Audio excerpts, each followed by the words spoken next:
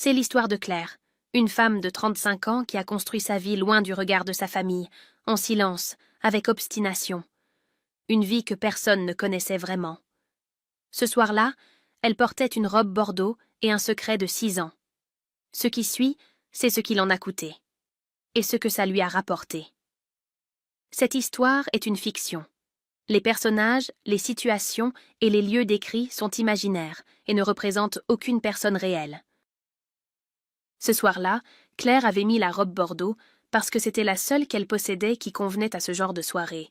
Ces dîners d'affaires où son père aimait parader avec ce verre de champagne qu'il tenait toujours un peu trop haut, entouré d'associés qui riaient trop fort et posèrent des questions auxquelles il n'écoutait pas les réponses.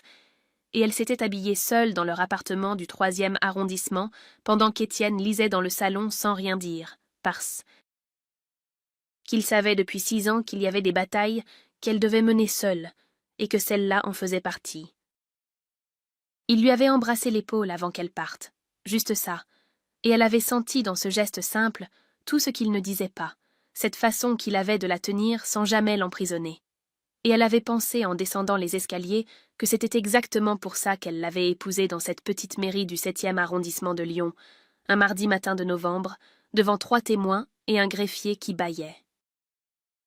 Le restaurant s'appelait le Cèdre, toujours le même depuis 20 ans, avec cette lumière tamisée qui rendait tout le monde un peu plus beau et un peu moins honnête, et son père l'avait accueilli avec cette accolade sèche et brève qu'il réservait aux obligations familiales, la main dans le dos une seconde, le regard déjà ailleurs, comme si sa présence était une case à cocher dans un agenda chargé.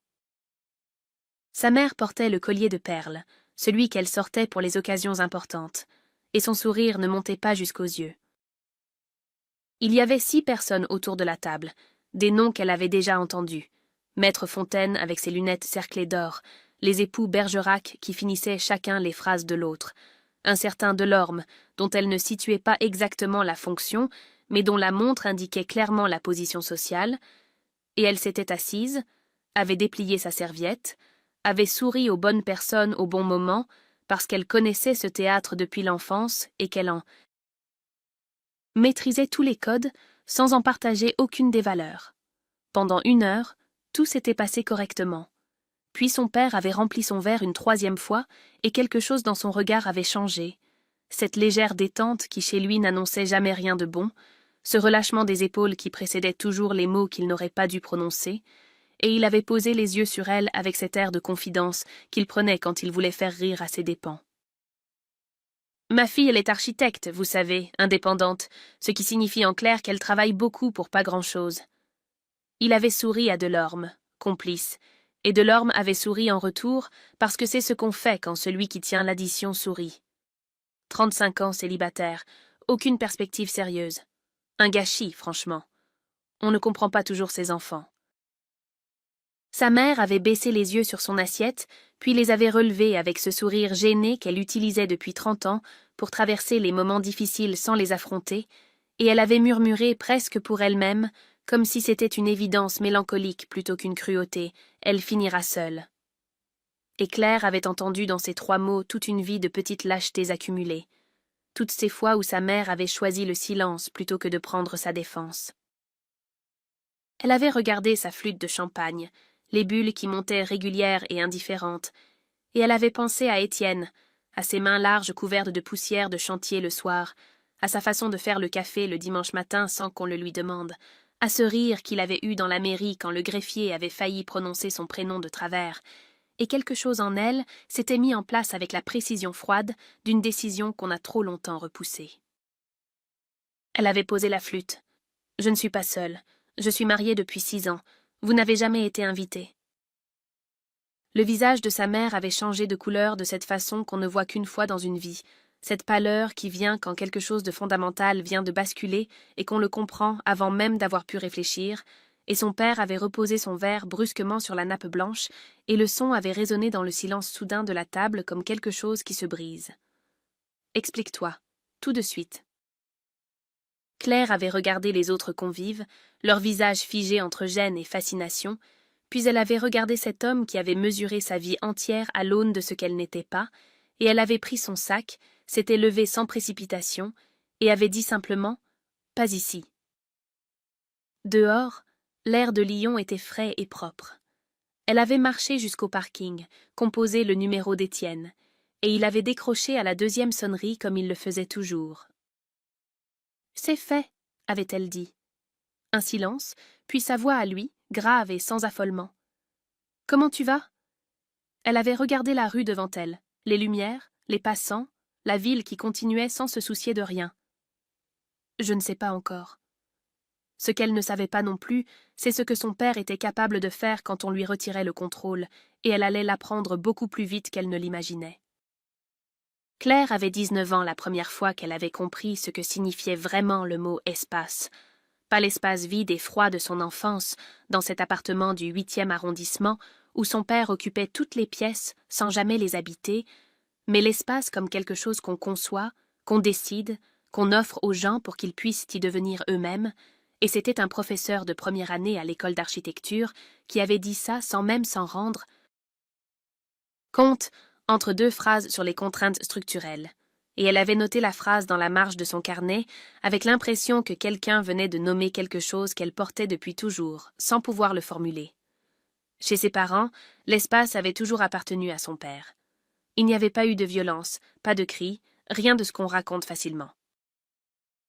Il y avait eu cette façon qu'il avait d'entrer dans une pièce et de la remplir entièrement sans effort apparent, de parler pendant les repas comme si le silence des autres était une forme de consentement, d'évaluer chaque décision de Claire avec ce regard de comptable qui transformait tout en colonnes de chiffres, ses notes, ses amis, ses choix vestimentaires, et plus tard ses projets professionnels, toujours avec cette même question sous-jacente qui ne se posait jamais directement mais qui flottait dans l'air de chaque conversation.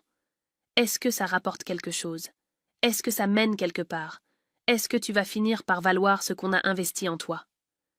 Sa mère avait navigué dans tout ça avec cette discrétion qu'on prend parfois pour de la sagesse et qui n'est souvent que de la peur, souriant au bon moment, disparaissant au mauvais, et Claire avait appris très tôt à ne rien attendre d'elle dans les moments qui comptaient vraiment. Elle avait rencontré Étienne un mardi de mars, sur un chantier de réhabilitation dans le quartier de la Croix-Rousse, où elle supervisait la pose de cloisons pour un cabinet qui lui sous-traitait les petits projets en attendant qu'elle ait assez de clients pour voler seule. Il était artisan, menuisier, et il avait passé la matinée à lui poser des questions précises sur les plans sans jamais remettre en cause ses décisions, ce qui était suffisamment rare pour qu'elle le remarque.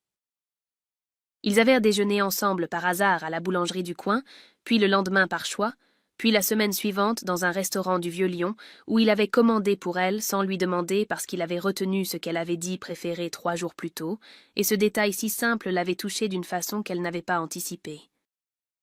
Ce qui l'avait frappé chez lui, dès le début, c'était cette façon qu'il avait de prendre de la place sans en prendre aux autres, d'exister pleinement sans que sa présence réduise celle de quiconque autour de lui, et elle avait mis plusieurs semaines à comprendre que c'était simplement ça, un homme qui n'avait pas besoin de diminuer les autres pour se sentir entier.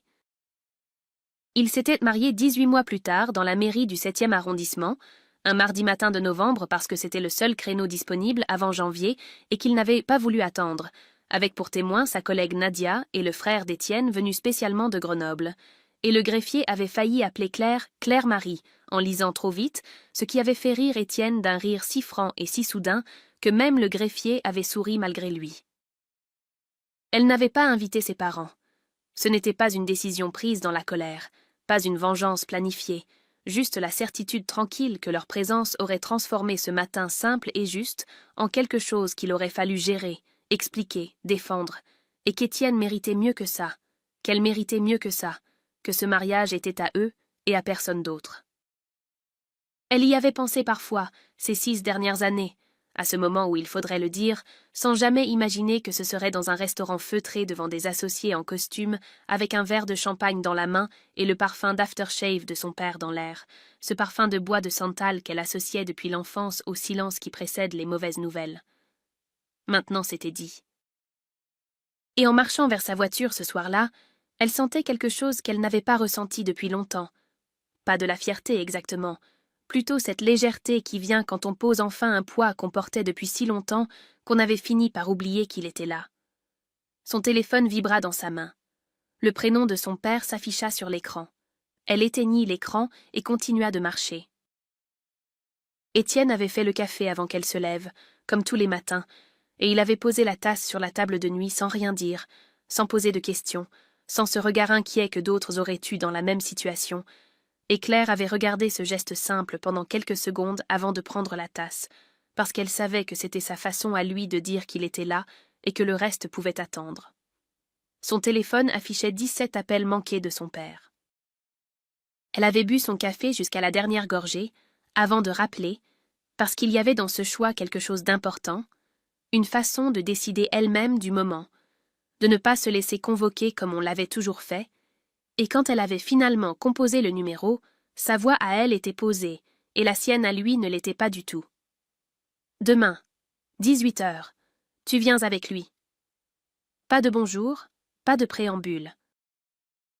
Juste cet ordre bref qui présupposait qu'elle allait obéir, comme elle l'avait toujours fait, comme si les 35 années précédentes avaient établi une règle que la veille au soir n'avait pas suffi à effacer.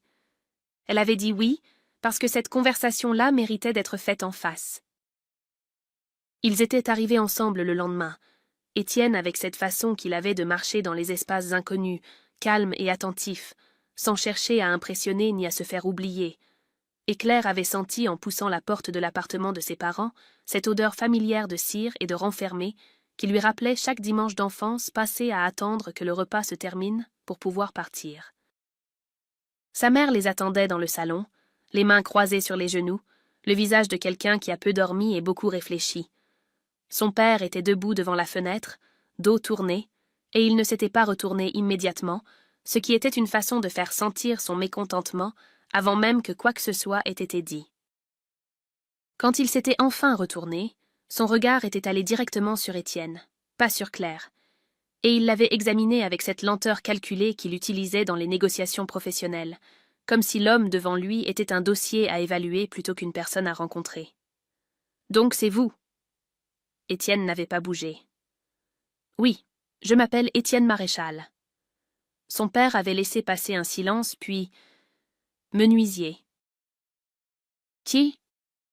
Il avait prononcé le mot avec cette neutralité précise qui était pire que le mépris ouvert, cette façon de constater un fait en laissant à l'autre le soin de comprendre ce que ce fait implique dans son système de valeurs. « Ma fille a fait 5 ans d'études d'architecture pour épouser un menuisier en secret.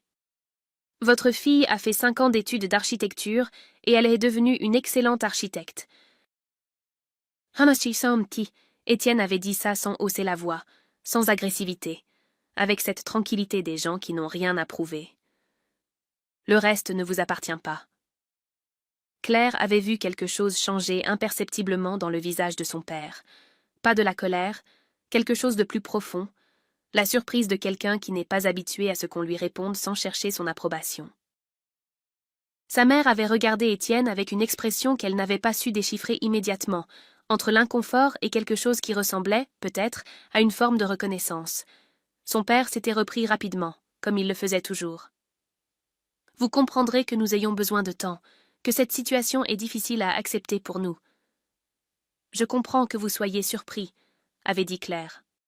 « Ce que je ne peux pas vous accorder, c'est le droit de décider si mon mariage est légitime. » Il y avait eu un silence long, tendu, de ceux qui contiennent plusieurs décisions simultanées, et son père avait regardé par la fenêtre puis s'était retourné vers elle avec cette expression qu'elle connaissait depuis l'enfance, celle qui précédait les ultimatums.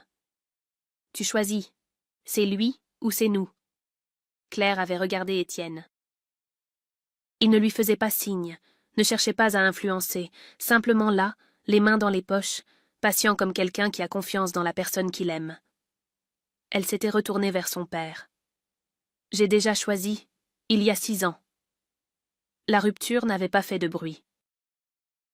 Pas de porte claquée, pas de scène finale, juste ce silence qui s'était installé après qu'ils avaient quitté l'appartement de ses parents, un silence qui avait duré jusqu'au métro, puis dans la rue, puis chez eux, et Étienne avait préparé des pâtes parce qu'il fallait bien manger, et que c'était sa façon à lui de ramener les choses à une échelle humaine quand tout le reste devenait trop grand. Claire avait mangé sans avoir faim, et ils avaient parlé tard dans la nuit. Pas de ses parents, pas de ce qui venait de se passer, mais de leur appartement qu'ils voulaient agrandir depuis 2 ans, du chantier qu'Étienne devait terminer avant la fin du mois, de ce week-end à Annecy qu'ils repoussèrent depuis l'automne. Et il y avait dans cette conversation ordinaire quelque chose de délibérément apaisant, une façon de dire que leur vie continuait et qu'elle leur appartenait. Les 3 jours qui avaient suivi s'étaient passés normalement. Le 4e jour, son téléphone avait sonné en milieu de matinée. C'était Marc Delvaux, directeur associé du cabinet Delvaux et Fils, un projet de réhabilitation d'un immeuble haussmannien dans le 2e arrondissement, 2 ans de travail préparatoire, la commande la plus importante qu'elle ait jamais décrochée seule, celle qui devait lui permettre de recruter un premier collaborateur et de cesser enfin de sous-traiter les projets trop grands pour elle. La voix de Marc Delvaux était embarrassée, de cet embarras particulier des gens qui font quelque chose qu'ils savent ne pas être tout à fait juste, mais qu'ils font quand même parce que leurs intérêts l'exigent. « Claire, je suis désolée de vous appeler pour ça. Nous avons décidé de revoir notre choix pour le projet du 2e. Votre profil est excellent, ce n'est pas une question de compétence, mais nous avons des doutes sur la capacité d'un cabinet de votre taille à absorber un chantier de cette envergure. Je vous enverrai une confirmation écrite dans la journée. » Elle avait raccroché et était restée immobile au milieu de son bureau, les yeux sur les plans épinglés au mur, ces plans qu'elle avait refaits 3 fois pour qu'ils soient parfaits, et elle avait compris avant même d'avoir réfléchi, avec cette certitude physique qui précède parfois la pensée, ce qui venait de se passer. Elle avait appelé Nadia, sa collègue et témoin de mariage, qui travaillait dans un cabinet voisin et connaissait tout le monde dans le milieu lyonnais de l'architecture. « Est-ce que tu as entendu quelque chose sur Delvaux ces derniers jours ?» Nadia avait hésité une seconde de trop avant de répondre, ce qui était déjà une réponse en soi. « Il y a eu un déjeuner jeudi. Delvaux est ton père. Je ne sais pas ce qui s'est dit. » Claire avait posé son téléphone sur le bureau et regardé par la fenêtre les toits de Lyon sous le ciel gris de janvier. Et elle avait pensé à la façon dont son père lui avait dit « Tu choisis sans avoir l'air de quelqu'un qui accepte qu'on lui résiste. » Et elle avait compris que l'ultimatum n'était pas une question, c'était une annonce. Le soir, elle n'avait rien dit à Étienne pendant le dîner. Pas par calcul, plutôt parce qu'elle avait besoin de porter ça seule encore quelques heures, de mesurer exactement ce que ça représentait avant de le partager, 2 ans de travail, un contrat qui aurait changé l'échelle de son cabinet, et son père assis en face de Marc Delvaux un jeudi midi, en train de construire tranquillement ce qu'elle ne pourrait pas facilement défaire. Après le dîner, elle était retournée dans son bureau, avait rallumé son ordinateur et avait ouvert le dossier du projet Delvaux. Elle avait regardé les plans longtemps, sans bouger, puis avait ouvert un nouveau document et commencé à écrire. Ce n'était pas une lettre à son père. C'était une nouvelle version du projet, plus ambitieuse que l'original, celle qu'elle n'avait pas osé proposer parce qu'elle pensait que Delvaux n'était pas prêt. Il était minuit passé quand elle avait éteint la lumière. Elle avait mis 4 jours à lui dire pour le contrat Delvaux. Non pas parce qu'elle voulait lui cacher quelque chose, mais parce qu'il y avait dans le fait de prononcer les mots à voix haute une forme de confirmation qu'elle n'était pas encore prête à affronter, comme si tant qu'elle portait ça seule, ça restait quelque chose qu'elle pouvait encore contrôler. Elle avait continué à travailler sur le nouveau projet le soir après le dîner, à se lever tôt le matin pour affiner les plans, et Étienne avait regardé tout ça sans poser de questions, parce qu'il la connaissait assez pour savoir qu'elle parlerait quand elle serait prête. Le jeudi soir, elle avait tout dit. Il avait écouté sans l'interrompre, assis en face d'elle à la table de la cuisine, les mains à plat sur la toile cirée, et elle avait regardé son visage pendant qu'elle parlait et avait vu passer dans ses yeux quelque chose qu'elle n'avait pas anticipé. Pas de la colère, pas de l'inquiétude, mais cette douleur tranquille des gens qui souffrent de voir souffrir quelqu'un qu'ils aiment sans pouvoir rien y faire. Quand elle avait fini, il avait gardé le silence un moment, puis il avait dit « Je vais lui parler ». Elle avait secoué la tête. « Non. »« Claire. »« Non, Étienne, ce n'est pas ton combat. » Il avait regardé la table, puis elle, et elle avait vu à son expression qu'il choisissait ses mots avec soin. « Tu te bats seule depuis toujours, » avait-il dit finalement, doucement, sans accusation dans la voix mais avec cette précision qui fait plus mal que les reproches. Contre ton père quand tu étais petite, contre les cabinets qui ne te prenaient pas au sérieux, contre les clients qui doutaient, et maintenant encore. Je suis là, Claire, je suis ton mari. Ce qui t'arrive m'arrive aussi. Elle avait voulu répondre, mais les mots n'étaient pas venus, parce qu'il avait raison, et qu'elle le savait et que le reconnaître à voix haute demandait quelque chose qu'elle n'avait pas appris à faire facilement. Ils s'étaient regardés un long moment dans le silence de la cuisine, et la conversation s'était arrêtée là, suspendue, sans résolution, chacun portant sa part de ce qui venait d'être dit. Ce soir-là, Claire avait fait la vaisselle seule pendant qu'Étienne lisait dans le salon. Et il y avait dans cette séquence ordinaire une tension basse et sourde qui n'était pas de la rancœur, mais plutôt la conscience aiguë que quelque chose entre eux venait d'être mis à l'épreuve.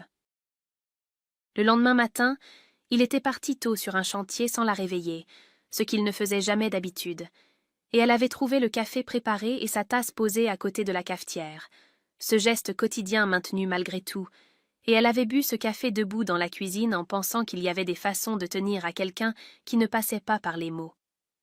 C'est en rangeant la veste d'Étienne le soir qu'elle avait trouvé l'enveloppe. Glissée dans la poche intérieure, fermée, avec son prénom écrit dessus de l'écriture de son père, cette écriture angulaire et précise qu'elle reconnaissait entre mille. Elle était restée immobile un long moment, l'enveloppe dans la main, puis elle l'avait ouverte.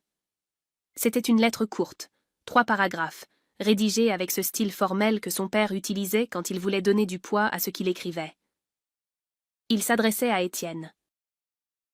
Il lui expliquait, avec une froideur administrative, que Claire méritait mieux que la vie qu'il pouvait lui offrir, qu'il nuisait à son avenir sans s'en rendre compte et qu'il était prêt à lui verser une somme, qu'il nommait sans détour, en échange d'un départ discret et définitif. Claire avait relu la lettre 2 fois, debout dans l'entrée, sans bouger. Ce n'était pas la proposition qui la dévastait. C'était la date en haut à droite de la lettre, 3 semaines plus tôt. Avant le dîner au Cèdre, avant la révélation, avant l'ultimatum, avant tout. Son père avait tenté d'acheter Étienne en secret pendant qu'il lui souriait encore en famille, et Étienne avait gardé cette lettre sans lui en parler pendant 3 semaines. Elle avait posé l'enveloppe sur la table du salon et s'était assise et elle avait attendu qu'il rentre. Quand la porte s'était ouverte, Étienne l'avait vue immédiatement, et il avait vu l'enveloppe. Et quelque chose dans son visage avait changé. Pas de la culpabilité exactement, plutôt cette expression de quelqu'un qui savait que ce moment allait venir et qui n'avait pas trouvé comment le devancer. « Pourquoi tu ne m'as rien dit ?» Il avait posé sa veste, s'était assis en face d'elle. « Parce que je ne voulais pas que tu aies à gérer ça en plus du reste. C'est moi que ça concerne. » « Je sais. Tu aurais dû me le dire. » Oui. Il n'avait pas cherché à se justifier davantage, et dans cette simplicité, il y avait quelque chose qui désarmait la colère sans la dissoudre, parce qu'elle savait qu'il avait mal choisi, mais qu'il avait choisi par amour, et que ces 2 choses pouvaient être vraies en même temps. Elle avait regardé l'enveloppe sur la table, puis lui. « Qu'est-ce que tu lui as répondu ?»« Rien. » Il avait soutenu son regard. Il n'y avait rien à répondre. Le silence qui avait suivi était différent de ceux qui l'avaient précédé, plus lourd et en même temps plus honnête, comme si quelque chose de faux venait d'être retiré de l'air entre eux et qu'il fallait maintenant apprendre à respirer sans. Ce soir-là, il n'avait pas parlé davantage. Mais quand elle s'était levée pour aller se coucher, il avait pris sa main 1 seconde, juste ça, et elle ne l'avait pas retirée. Sa mère avait choisi un café du quartier des Brotteaux, neutre et sans histoire, un de ces endroits fonctionnels où personne ne se connaît et où les conversations importantes passent inaperçues entre le bruit de la machine à expresso et le fond sonore discret de la radio. Claire était arrivée la première et avait pris une table au fond, dos au mur, et elle avait regardé la porte pendant 10 minutes avant de voir sa mère entrer avec ce manteau beige qu'elle portait depuis des années, et cette façon de traverser un espace public qu'elle avait toujours eu, les épaules légèrement rentrées, comme quelqu'un qui s'excuse d'occuper de la place. Elle avait commandé un thé sans regarder la carte et avait posé les mains sur la table, et Claire avait remarqué qu'elle tremblait légèrement, pas de vieillesse, plutôt de cette nervosité particulière des gens qui s'apprêtent à dire quelque chose qu'ils ont longtemps retenu. Claire n'avait pas dormi la nuit précédente. L'enveloppe était encore sur la table du salon quand elle était partie ce matin, et Étienne l'avait regardée partir sans rien dire, parce qu'il savait qu'elle avait besoin de traverser ça à son rythme et que le forcer n'aurait servi à rien. Elle portait cette fatigue-là dans le corps, cette tension sourde qui vient quand on a trop réfléchi sans avoir pu conclure. Et elle avait décidé en venant ici que si sa mère avait quelque chose à dire, elle allait devoir le dire seule et entièrement, sans que Claire l'aide à trouver ses mots. « Je ne sais pas par où commencer », avait dit sa mère. « Par le début », avait dit Claire, sans dureté, mais sans l'aider non plus. Sa mère avait regardé son thé, puis la fenêtre, puis Claire. « J'ai toujours su que tu étouffais, depuis que tu étais petite. Je le voyais, la façon dont tu rentrais en toi-même quand ton père parlait, la façon dont tu apprenais à prendre moins de place pour qu'il y ait moins de friction. » Elle avait marqué une pause, et je n'ai rien fait.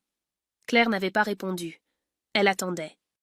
« Ce n'est pas une excuse, » avait continué sa mère, et dans sa voix il y avait quelque chose de différent de d'habitude, une absence de cette légèreté défensive qu'elle utilisait toujours pour traverser les sujets difficiles sans vraiment les toucher. J'avais peur de lui aussi, à ma façon. Celle de perdre l'équilibre fragile qu'on avait construit. Celle de me retrouver seule si je prenais ta défense trop ouvertement. C'est lâche. Je sais que c'est lâche. C'était la première fois en 35 ans que sa mère utilisait ce mot pour se décrire, et Claire avait senti quelque chose se déplacer légèrement en elle, pas de la tendresse encore, plutôt cette attention particulière qu'on porte aux choses fragiles qui commencent à bouger après être restées immobiles trop longtemps. Pourquoi maintenant? Sa mère avait hésité, et dans cette hésitation, Claire avait compris qu'il y avait encore quelque chose de plus concret que les remords. Ton père a des dettes. Elle avait dit ça à voix basse, les yeux sur la table, et Claire avait attendu la suite sans bouger. Depuis plusieurs années. Des investissements qui ont mal tourné, des garanties qu'il a signées sans m'en parler, un associé qui l'a entraîné dans quelque chose qu'il n'a pas su gérer. Je n'ai appris l'étendue réelle qu'il y a 6 mois. Elle avait relevé les yeux. Le déjeuner avec Marc Delvaux, ce n'était pas seulement pour te punir. Il cherchait à montrer qu'il avait encore des relations utiles. Il a besoin de maintenir l'apparence pour négocier du temps avec ses créanciers. Claire avait regardé sa mère et avait pensé à l'enveloppe, à la lettre adressée à Étienne, à la somme écrite sans détour, et elle avait compris que cette lettre aussi faisait partie de ça, cette tentative désespérée d'un homme qui essayait de contrôler ce qui lui échappait, parce que tout le reste était déjà en train de lui échapper. Ce n'était pas seulement de l'orgueil blessé, c'était de la panique. « Il sait que tu es ici » ?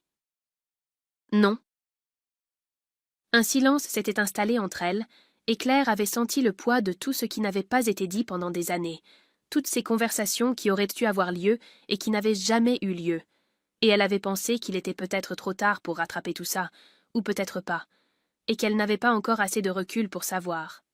« Est-ce qu'il t'a parlé d'une lettre » avait demandé Claire. Une lettre qu'il aurait envoyée à Étienne. Sa mère avait levé les yeux, et dans son regard il y avait quelque chose qui ressemblait à de la honte. Il m'en a parlé après, pas avant. Elle avait posé les mains à plat sur la table. Je lui ai dit que c'était une erreur. Il n'a pas voulu m'écouter. Claire avait hoché la tête lentement, et dans ce geste il y avait à la fois la confirmation de ce qu'elle avait besoin de savoir et la fatigue de quelqu'un qui vient de recevoir une vérité de trop en trop peu de temps. « Qu'est-ce que tu attends de moi » avait-elle demandé finalement. Sa mère avait secoué la tête. « Rien. Je voulais juste que tu saches, et te dire que si tu as besoin de moi, je serai là cette fois. » Claire s'était levée, avait posé de l'argent sur la table pour les consommations. « Je t'appellerai » avait-elle dit. Ce n'était pas une promesse, c'était juste ce qu'elle était capable de donner ce matin-là, et sa mère l'avait compris, parce qu'elle avait hoché la tête sans insister et n'avait pas cherché à la retenir. Dans le tramway qui la ramenait vers le 3e arrondissement, Claire avait regardé défiler les façades de Lyon et avait pensé à Étienne, à la lettre, à sa mère dans ce café avec ses mains qui tremblaient, et pour la première fois depuis le début de tout ça, elle avait senti qu'elle ne pouvait plus se permettre de porter ça seule, non pas parce qu'elle n'en était pas capable, mais parce qu'elle avait enfin compris que choisir de ne pas le faire n'était pas une faiblesse. Ce soir, elle allait rentrer, et cette fois, elle allait laisser Étienne être là. Elle avait attendu le lundi matin pour appeler Marc Delvaux, parce que le week-end, elle avait passé 2 jours à préparer ce qu'elle allait dire avec la précision qu'elle mettait dans ses plans, chaque argument à sa place, chaque objection anticipée, et Étienne l'avait regardé travailler sans intervenir, lui apportant du café à intervalles réguliers, comme s'il était le gardien silencieux de quelque chose d'important. Le vendredi soir, après le tramway, après le café des Brotteaux, après tout ce que sa mère lui avait dit, elle était rentrée et elle avait trouvé Étienne dans la cuisine en train de préparer le dîner. Et elle s'était assise à la table et lui avait tout raconté, la lettre confirmée, les dettes, la panique froide derrière chaque manœuvre de son père, et il avait écouté sans l'interrompre. Et quand elle avait fini, il avait posé la main sur la sienne et dit simplement « Qu'est-ce dont tu as besoin ? Pas qu'est-ce qu'on fait, pas je vais régler ça, juste ça. » Et elle avait compris que c'était exactement la bonne question. « Du temps, avait-elle dit. Et toi ?» Le samedi, ils avaient dîné chez le frère d'Étienne. Une soirée ordinaire avec des gens simples qui parlaient de choses concrètes, et Claire avait senti pendant quelques heures le poids de la semaine se soulever légèrement.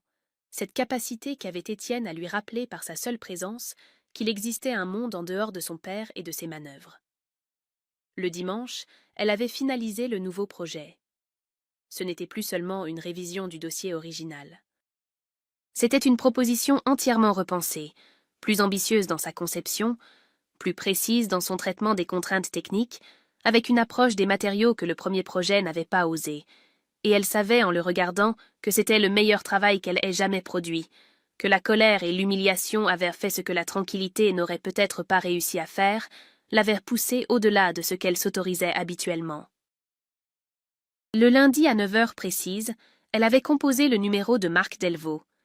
Il avait décroché après 3 sonneries, et dans le silence d'une seconde qui avait précédé son bonjour, elle avait entendu cette légère hésitation de quelqu'un qui reconnaît un numéro qu'il n'avait pas prévu de voir s'afficher. Claire. Marc, je vous appelle parce que j'ai quelque chose à vous montrer. Pas pour revenir sur votre décision, juste pour vous soumettre une proposition. 30 minutes de votre temps. Un silence. Claire, la situation est un peu délicate en ce moment. Je sais. Elle avait laissé passer un moment. Je sais aussi pourquoi elle est délicate, et ce n'est pas une raison suffisante pour passer à côté d'un bon projet.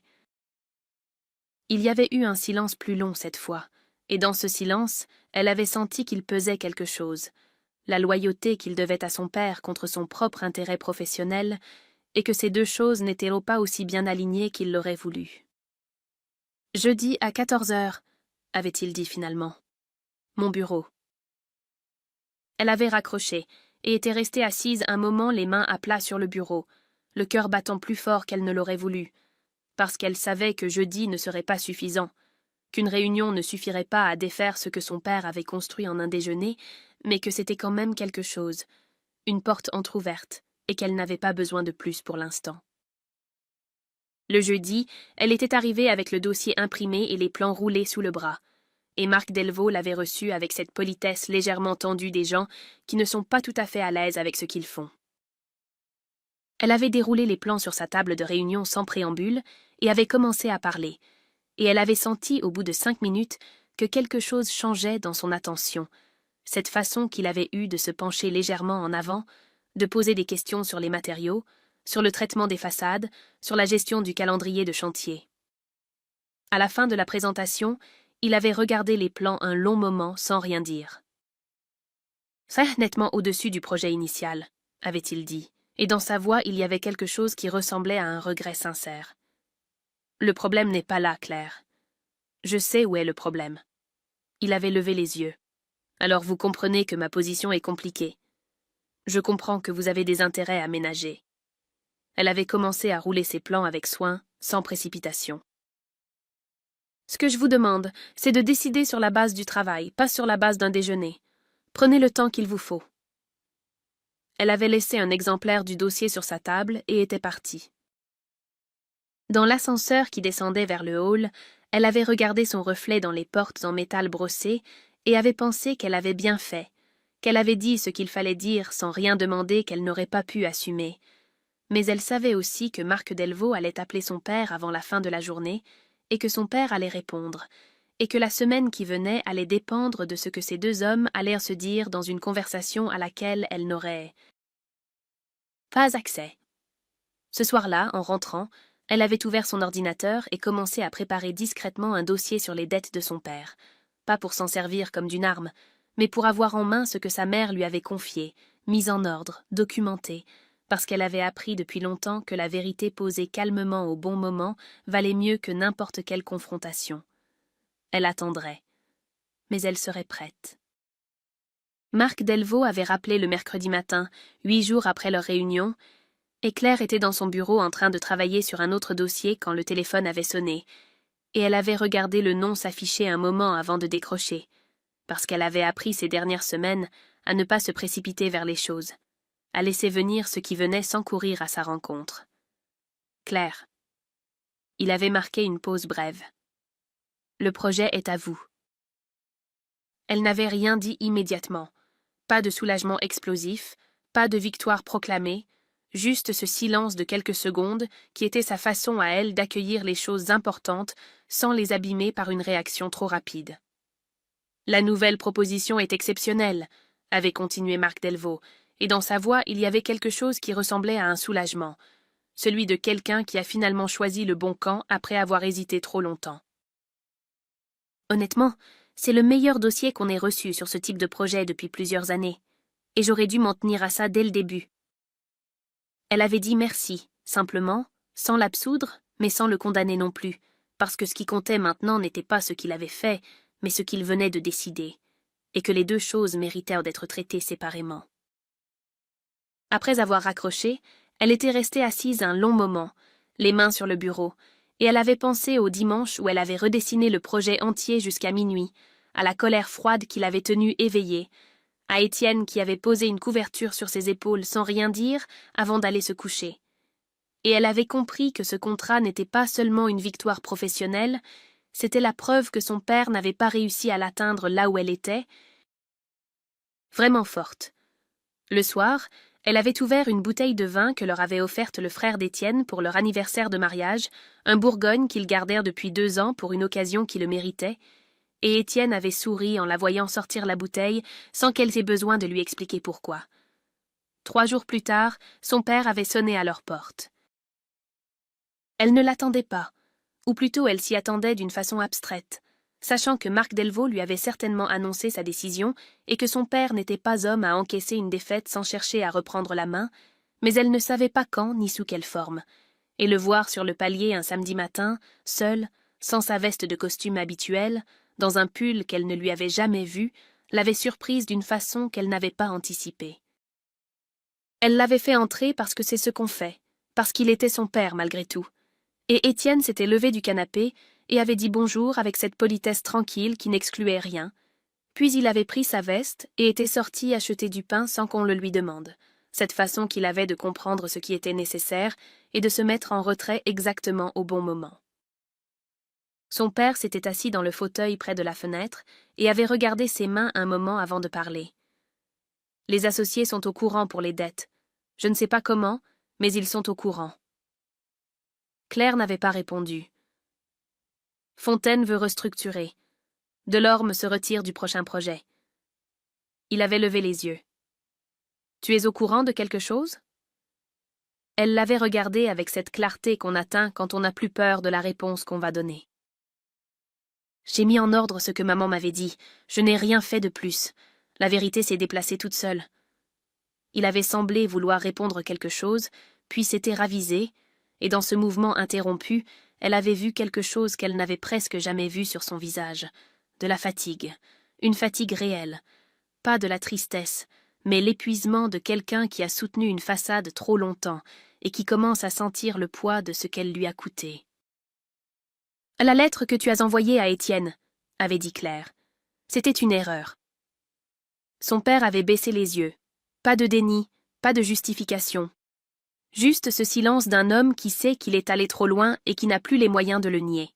« Je ne veux pas ta ruine, » avait-elle dit. « Je veux juste qu'on arrête de se mentir. » Il avait regardé par la fenêtre les toits de Lyon sous le soleil de février, et il était resté silencieux un long moment, et elle avait attendu sans le presser, parce qu'elle n'avait plus besoin qu'il réponde immédiatement, plus besoin qu'il valide quoi que ce soit. Il s'était levé sans avoir dit autre chose, avait remis son manteau, et elle l'avait raccompagné jusqu'à la porte. Sur le palier, il s'était retourné une seconde, la bouche légèrement ouverte comme s'il cherchait encore ses mots, puis il était parti sans les avoir trouvés. Elle avait fermé la porte doucement et s'était appuyée contre elle un instant, les yeux fermés, et quand Étienne était rentré avec le pain quelques minutes plus tard, il l'avait regardée sans poser de questions, et elle avait simplement dit « Ça va ». Et c'était vrai. Le chantier avait duré 11 mois. 11 mois pendant lesquels elle avait appris à dormir 6 heures par nuit sans s'en plaindre, à résoudre des problèmes de structure un vendredi soir en mangeant debout dans son bureau, à tenir des réunions de chantier avec des hommes qui avaient le double de son âge et qui avaient fini par la respecter, non pas parce qu'elle le leur avait demandé, mais parce qu'elle n'avait jamais eu besoin de le faire. Étienne était passé 2 fois par semaine surveiller la pose des menuiseries intérieures, et les ouvriers l'avaient appelé par son prénom dès la 3e visite, ce qui lui avait semblé être la chose la plus naturelle du monde. L'inauguration avait lieu un jeudi de septembre, en fin d'après-midi, quand la lumière de Lyon fait ce qu'elle fait à cette heure-là sur les façades en pierre, quelque chose de chaud et d'honnête qui ne ressemble à rien d'autre. Claire était arrivée en avance, comme toujours, et elle avait traversé les espaces vides avant que les invités n'arrivent. Les salles hautes de plafond, où la lumière entrait par les grandes fenêtres qu'elle avait dessinées des dizaines de fois, avant de trouver la proportion exacte, les couloirs où chaque matériau avait été choisi pour ce qu'il allait devenir avec le temps, pas seulement pour ce qu'il était au moment de la pose. Devant la fenêtre du fond, elle s'était arrêtée un instant pour vérifier l'angle de la lumière, cette précision obsessionnelle qu'elle avait depuis toujours pour les détails que personne d'autre ne remarquait, et elle avait pensé fugacement, sans tendresse ni amertume, qu'elle tenait cette exigence-là de son père, cette façon de ne jamais accepter que quelque chose soit presque bien quand ça pouvait être juste. Elle avait laissé passer cette pensée sans la retenir, comme on laisse passer les choses qu'on a cessé de combattre parce qu'on a compris qu'elles faisaient partie de vous et que les combattre revenait à se combattre soi-même. Elle avait posé la main sur le mur en passant, ce geste qu'on fait sans y penser quand quelque chose nous appartient d'une façon que les papiers ne peuvent pas tout à fait contenir. Les gens étaient arrivés progressivement, des clients, des collègues, Nadia avec son mari, le frère d'Étienne venu de Grenoble, Marc Delvaux, qui lui avait serré la main avec une sincérité qu'elle avait acceptée sans y attacher plus d'importance qu'elle n'en méritait. Il y avait du bruit, des verres, des conversations qui se croisaient, et Claire avait navigué dans tout ça avec cette présence tranquille qu'on acquiert quand on n'a plus rien à prouver. C'est Étienne qui l'avait vue en premier. Il était venu se placer à côté de Claire sans un mot, et avait légèrement incliné la tête vers l'entrée. Et Claire avait suivi son regard, et avait vu sa mère debout dans l'encadrement de la porte, le manteau beige, le même depuis des mois, les mains croisées devant elle avec cette façon qu'elle avait de prendre le moins de place possible dans les espaces inconnus. Elle n'avait pas été invitée. Elle était venue quand même. Claire avait traversé la salle lentement, et sa mère avait eu ce sourire fragile de quelqu'un qui ne sait pas encore s'il a le droit d'être là, et elle avait regardé autour d'elle, les espaces, la lumière, ce bâtiment entier qui portait la signature de sa fille, et dans son regard il y avait cette fierté simple et tardive qui ne demande rien en retour parce qu'elle sait qu'elle arrive trop tard pour demander quoi que ce soit. « Tu es venue », avait dit Claire simplement. Sa mère avait hoché la tête, puis après un silence, les yeux toujours sur le bâtiment, il voulait venir. Claire l'avait regardé un moment, puis avait regardé à son tour les grandes fenêtres, la lumière de septembre qui traversait le verre et dessinait des rectangles clairs sur le sol en pierre. « Je sais », avait-elle dit. Elle n'avait pas dit autre chose. Il n'y avait rien d'autre à dire. Plus tard, quand la plupart des invités étaient partis et que les lumières s'éteignaient une à une, Étienne et Claire avaient marché ensemble dans le bâtiment presque vide, leurs pas résonnant légèrement sur le sol froid, et il avait posé la main sur son épaule, avec ce geste qui n'avait pas changé depuis le premier jour, cette façon de tenir sans retenir, d'être là sans peser. Elle s'était arrêtée devant la grande fenêtre du fond et avait regardé les toits de Lyon dans la lumière du soir, et elle avait pensé à tout ce qui avait précédé ça, les années de travail silencieux, la lettre dans la poche d'une veste, le café des Brotteaux et les mains tremblantes de sa mère, la robe bordeaux posée sur une chaise, et cette flûte de champagne qu'elle avait posée sur la nappe blanche avant de dire ce qui devait être dit. Étienne n'avait rien demandé. Il regardait la ville avec elle. Elle avait souri, doucement, pour elle-même, de ce sourire qu'on a quand on comprend qu'on est exactement là où on devait être, pas parce que tout s'est arrangé, pas parce que les blessures ont disparu, mais parce qu'on a construit quelque chose de vrai sur un terrain qui n'était pas facile, avec les mains qu'on avait, sur les fondations qu'on s'était données. Et ça, personne ne pouvait le lui prendre. Claire a choisi de construire plutôt que d'attendre. De tenir plutôt que de plier. Et d'aimer, même quand c'était compliqué. Peut-être que vous avez connu, vous aussi, ce silence qu'on porte trop longtemps. Ou cet homme qui pose une main sur votre épaule sans rien demander. Si cette histoire vous a touché, dites-le nous. Votre avis compte vraiment. Il nous aide à continuer à créer des histoires comme celle-ci, pour vous.